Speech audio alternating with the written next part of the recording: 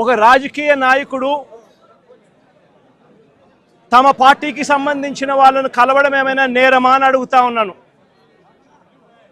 అలా కలవడానికి వస్తే అదేమైనా తప్ప అని అడుగుతా ఉన్నాను. ఎందుకు ఆంక్షలు పెడతా ఉన్నారో అని అడుగుతా ఉన్నాను. నా కార్యక్రమానికి నన్ను అభిమానించే వాళ్ళు ఎవరైనా కూడా వస్తే తప్పేమిటి అని అడుగుతా ఉన్నాను. వాళ్ళను రానివ్వకుండా ఏకంగా రోడ్లన్నీ తోవారు.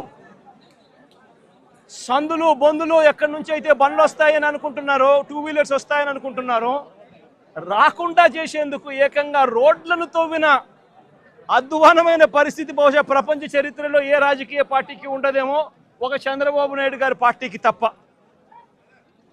నిజంగా ఒక ప్రతిపక్ష నాయకుడిని చూసి చంద్రబాబు నాయుడు ఇంతగా భయపడతా ఉన్నాడంటే నిజంగా చంద్రబాబు నాయుడు గారు ఎక్కడైనా బావి చూసుకొని దుంకాలి. ఒక ప్రతిపక్ష నాయకుడిని చూసి, ఒక ప్రతిపక్షాన్ని చూసి ఇంతగా భయపడి ఆయన వస్తున్నాడేమో, ఆయన వస్తూ ఉంటే అభిమానులను ఆపేదాని కోసం అని చెప్పి, ఆయన వస్తూ ఉంటే ప్రజలను ఆపేందుకోసమని రోడ్లను కూడా తవ్విన చరిత్ర ఒక చంద్రబాబు నాయుడు గారికి మాత్రమే దక్కుతుంది. ఈరోజు దాదాపుగా 2000 పైచీలకు పోలీసులు, 2000 పైచీలకు పోలీసులు, లెక్కలేనంత మంది డిఎస్పీలు, డిఐజీ ఇక్కడే తిష్టేసినాడట. నాకు ఆశ్చర్యం అనిపించింది. అసలు వీళ్ళంతా కూడా నా సెక్యూరిటీ కోసం కాదు, వీళ్ళంతా జగన్ వస్తూ ఉన్నాడు అని అంటే జగన్ను చూడడానికి అభిమానులు ఎవరైనా వస్తారేమో, ఆ అభిమానులను ఆపడం కోసం ఇంతమందిని ఉపయోగిస్తూ ఉన్నారు.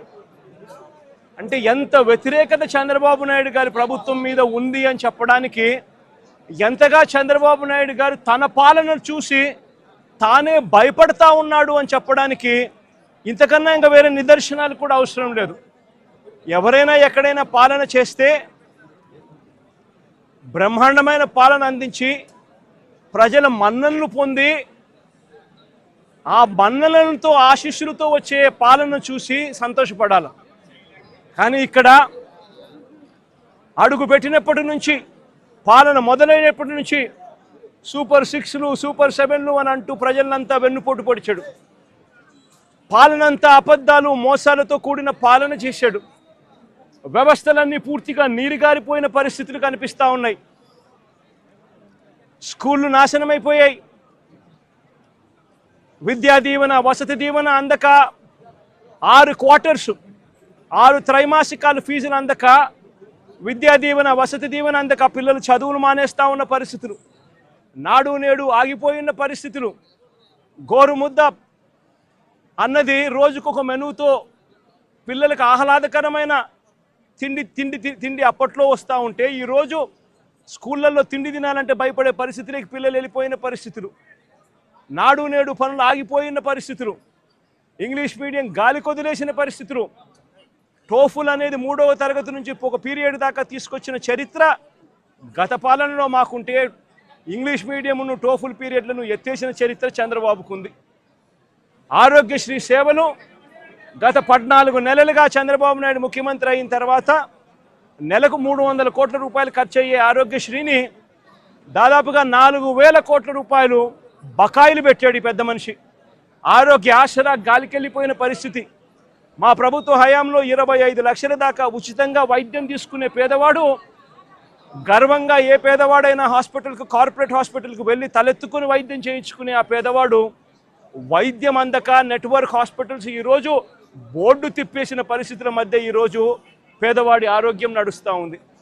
ఈరోజు రైతులకు ఏ పంటకు కూడా గిట్టుబాటు ధర రాని పరిస్థితి. చంద్రబాబు నాయుడు గారి పుణ్యాన ఉచిత పంటల బీమా గాలికి వదిలేసిన పరిస్థితి. చంద్రబాబు నాయుడు గారి పుణ్యాన రైతులకు అందుతా ఉన్న రైతు భరోసా అన్న పథకం చంద్రబాబు నాయుడు గారి దగ్గరుండి కూనీ చేసిన పరిస్థితి. రైతు వ్యవసాయం చేసుకోవడం చంద్రబాబు నాయుడు గారి పాలనలో రైతులు ఆత్మహత్య శరణ్యమన్న పరిస్థితిలోకి ఈరోజు వ్యవసాయం దిగజారింది. రాష్ట్రంలో ఈరోజు లా అండ్ ఆర్డర్ పూర్తిగా దిగజారిపోయిన పరిస్థితి. రెడ్ బుక్ రాజ్యాంగం ఈరోజు రాజ్యాంగం వెళ్తా ఉన్న పరిస్థితి. సూపర్ 6లు, సూపర్ 7లు మోసాలే అయి ఇంతకుముందు జగన్ ఉన్నప్పుడు ఇస్తా ఉన్న ప్రతి పథకము రద్దయిపోయి ఈరోజు ప్రజల బతుకులు, పేదవాడి బతుకులు ఈరోజు అల్లాడుతూ ఉన్న పరిస్థితులు ఈరోజు రాష్ట్రంలో కనిపిస్తూ ఉన్నాయి. ఇలాంటి పరిస్థితుల్లో చంద్రబాబు నాయుడు గారు ప్రజలకు సమాధానం చెప్పుకోలేక, ప్రజలు ఎక్కడ గొంతు విప్పుతారేమో అని చెప్పి ఆ గొంతును నొక్కడానికి చంద్రబాబు చేస్తూ ఉన్న ప్రయత్నమే ఈ రెడ్ బుక్ రాజ్యాంగం. నిజంగా ఈరోజు సారి గమనించినట్లయితే ఇదే ప్రసన్నన్న నా పక్కన ఉన్నాడు. నెల్లూరులో జరిగిన ఈ 2 ఉదంతాలు చెప్తా. ఎంతగా దిగజారిపోయాడు చంద్రబాబు నాయుడు అని చెప్పడానికి 2 ఉదంతాలు స్పష్టంగా కనిపిస్తాయి. నా పక్కన ప్రసన్నన్న ఉన్నాడు. 6 సార్లు తాను ఎమ్మెల్యే. అలాంటి ప్రసన్నన్నను చంద్రబాబు నాయుడు గారు గతంలో ఎప్పుడు జరగలా ఇలాంటి పరిస్థితులు. రాష్ట్రంలో ప్రత్యర్థులు ఎవరైనా కూడా ప్రెస్ స్టేట్మెంట్లు ఇచ్చుకుంటూ ఉంటారు. అటువైపున ఉన్న పార్టీ వాళ్ళు ఇటువైపున వాళ్ళు ప్రెస్ స్టేట్మెంట్లలో స్టేట్మెంట్లు ఇస్తారు. అటువైపున వాళ్ళని కూడా ప్రెస్ స్టేట్మెంట్లలో ఇస్తారు స్టేట్మెంట్లు. అటువైపున ఉన్న వాళ్ళు ఇటువైపున అన్అబ్జెక్షనబుల్ లాంగ్వేజ్ వాడినప్పుడు ఇటువైపున ఉన్న వాళ్ళు కూడా అన్అబ్జెక్షనబుల్ లాంగ్వేజ్తో అటువైపున వాళ్ళని కూడా విమర్శిస్తూ ఉండడం ప్రజాస్వామ్యంలో మనం రోజు చూస్తూ ఉన్న పరిస్థితి.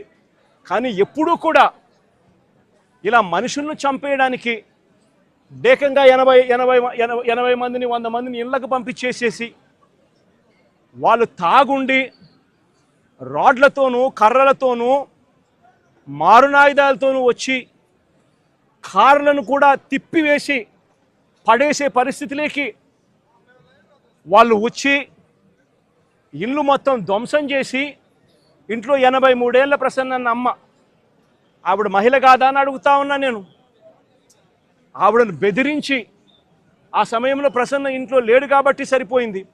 ఒకవేళ ప్రసన్న ఆ సమయంలో ఇంట్లో ఉండింటే ప్రసన్నను చంపేసే కార్యక్రమం కూడా